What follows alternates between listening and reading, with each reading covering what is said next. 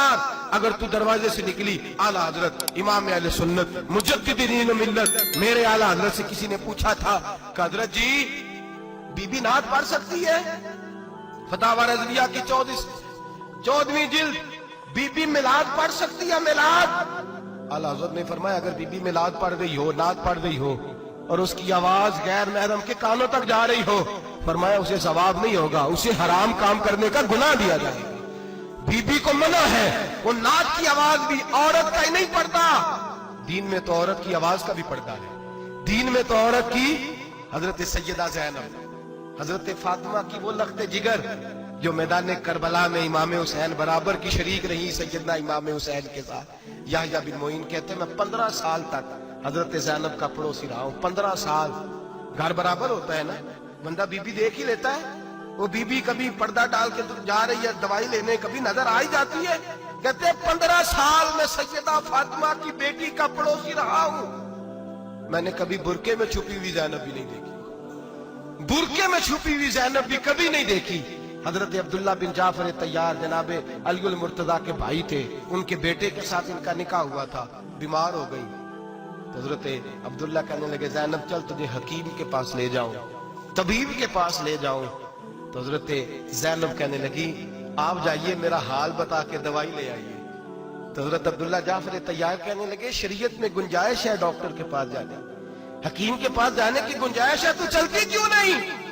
तो हजरत ज़ैनब कहने लगी शरीयत में गुंजाइश तो है, पर अब्दुल्ला मेरी मजबूरी ये है कि मैं फातिमा की बेटी हूं।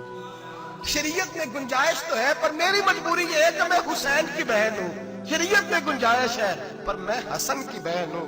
शरीयत में बड़ी गुंजाइश है पर लोग मुझे मोहम्मद अरबी की नवासी कहते हैं। गुंजाइश तो है पर मैं नहीं ना निकल सकती, इसलिए कि जितना कोई अपने आप को दीन के करीब जानता है उतना उसके पैरों में शरीयत की जंजीरें ज्यादा होती हैं। तो जनाब सैयदना अब्दुल्ला कहने लगे अगर तू पर्दा कर गई, अगर तू चली गई, तो फरमाने लगे ये तो अल्लाह की मशीयत है, तू दवाई ला दे ताकि मैं खा लूं, और अगर मैं चली गई तो मैं अपनी माँ से जाके कहूंगी कि अम्मा सारी तकलीफें मैंने छाती पे बर्दाश्त की हैं पर मैंने तेरे पर्दे पर आंच नहीं आने दी।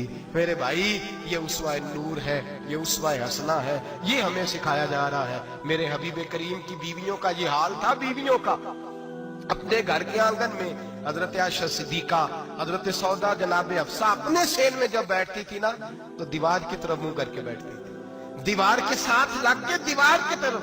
बीबियां अपने घर के अंदर भी दीवार की जानब मुंह करके बैठती थी।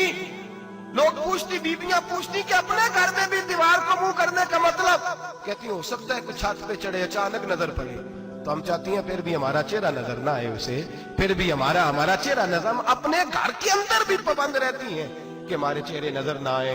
खुदा रा बड़े पैसे जिंदगी में लुटाए हैं, 1000 1500 बुरके पे भी खर्च करो, वो घर ले जाओ, वो अम्मा को भी दो, बहन को भी दो, बीवी को भी दो, उसको कोई पहन ले। इसलिए कि जब तो हजरत फातिमा के तरीके का पर्दा करेगी तो तेरे आंगन में सैयदा ज़ैनब की तरह की बेटियां पैदा होंगी, वो उस सुन्नत पे चलने वाली बेटियां तेरे आंगन में आएंगी। खुदारा मेरे भाई आज ये नियत करो, ये इरादा करो और अपने घरों को पर्दे का पाबंद बनाओ। अगर एक बेटी पर्दादार हो गई तो कई खानदान पर्दादार हो जाएंगे, अगर एक बेटी पर्दादार हो गई तो कई घराने संवरेंगे, कई जगह पे नूर फैलेगा। ऐ अर्श के मालिक, ऐ मेरे महबूब के खुदा, तुझे वास्ता है मेरे महबूब की बीवियों का और तुझे सदका हुजूर की शहजादियों का।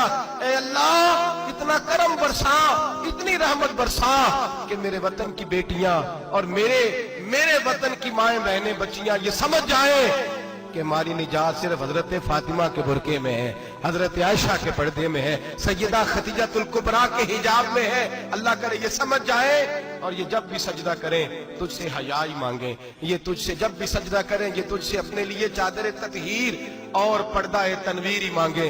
अल्लाह करे मुझ बेअमल की मुंह से निकले हुए लफ्ज किसी के दिल में तासीर बन के उतरे और फिर दुनिया के अंदर ये रिवाज आम हो कि हर कोई पर्दा करे, हर कोई बापर्दा हो जाए। ऐ अल्लाह तू तासीर नाजिल फरमा, ऐ अल्लाह तू अमल की दौलत नाजिल फरमा, ऐ अल्लाह हमारी बेटियों को इज्जत की चादर अता फरमा, हमेशा मिदहत खैरुल अनाम में गुजरे। दुआ है ये उम्र दरूद और सलाम में गुजरे। आखिर